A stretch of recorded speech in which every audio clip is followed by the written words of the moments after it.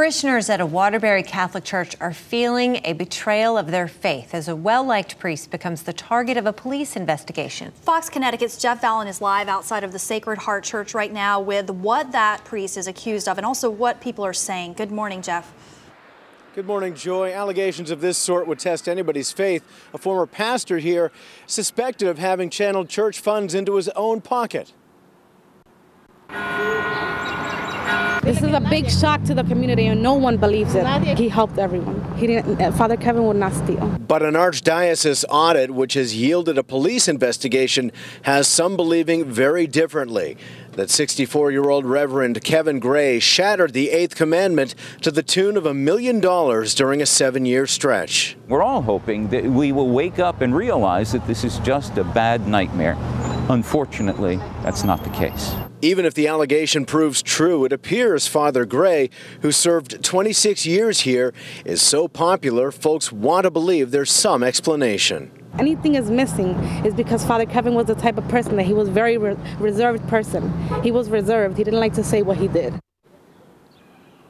Well, reserved is one thing, secretive would be quite another. The Archdiocese says it doesn't know where Father Gray is.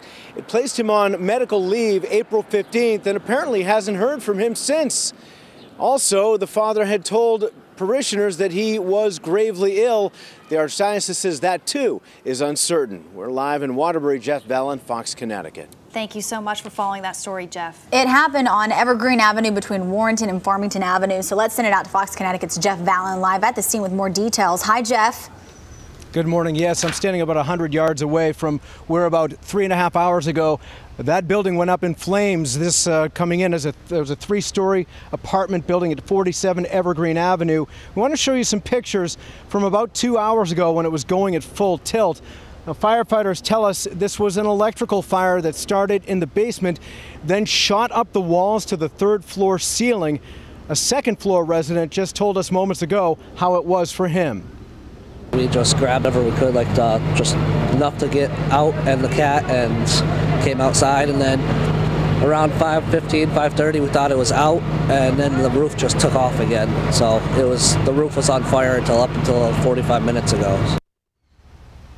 All right, so about an hour after things had started, that's when he said that things started firing up again. Now, firefighters had to retreat to attack from outside after the fire made it to the space between the 3rd floor ceiling and the roof. Part of the roof actually collapsed. Now, at this point, crews have knocked the fire down but have a lot of work to do, checking for hot spots and investigating. It's a 3-alarm fire.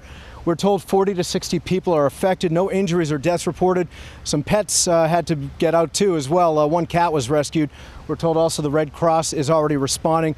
And as Rachel was telling you, several roads are closed around. And in fact, she really has a better perspective on what the road conditions are around. So you'll want to stay tuned and listen to her reports through the rest of our show this morning as we give you reports from the scene of the fire itself. We're live at the west end of Hartford. It hasn't been confirmed as a tornado, but if you ask locals, the storm that tore through Bridgeport yesterday might as well have been. Fox Connecticut's Jeff Valin is live in Bridgeport right now with reaction to what people can only hope was a once-in-a-lifetime experience. Jeff. Yeah, you wouldn't want to go through something like this a second time, certainly. And I'm here with Mayor Bill Finch.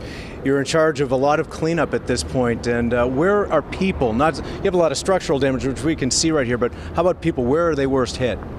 You know, I think we were very, very lucky. Got out of this without any real serious large-scale human tragedies.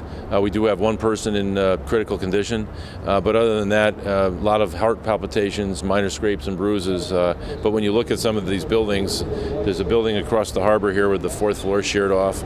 Our fire headquarters had the doors ripped off of it, steel doors thrown through the fire headquarters.